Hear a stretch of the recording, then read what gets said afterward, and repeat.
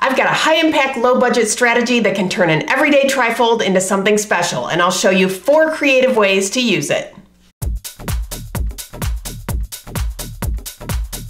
Hey, it's Trish, and this is Fold of the Week, a show where I share powerful print marketing ideas to help you achieve success on any budget.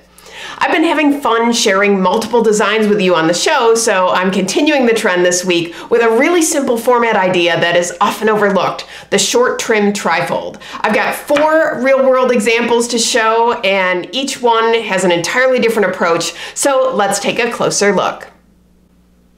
Now, I call this a short trim because it looks like the cover is trimmed short, but the truth is it's achieved by reducing the overall trim size of the document based on how short you want the cover panel to be and strategically placing scores. So there's no additional trimming or dies involved, and the result is totally machine foldable, which makes it a low-budget wonder.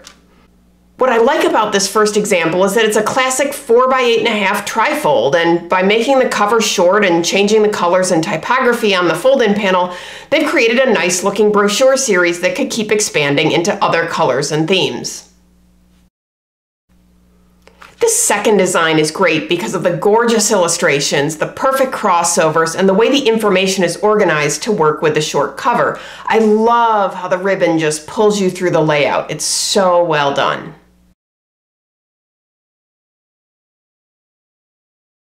The third sample is printed on a shimmery sheet and wrapped with a belly band to make this simple format feel special, and it works.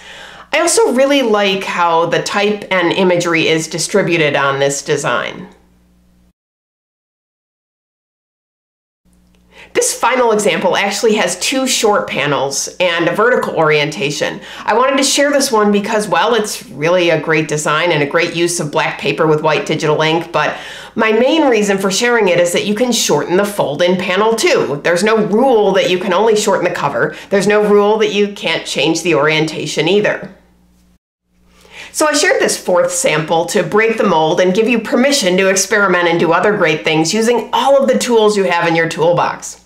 A very special thanks to HBP, Molly McCoy, Arbor Hands-On Museum, and Hederman Brothers for sharing their solutions with us. If you've ever been inspired by something you've seen on the show, please consider folding it forward and sharing your work too.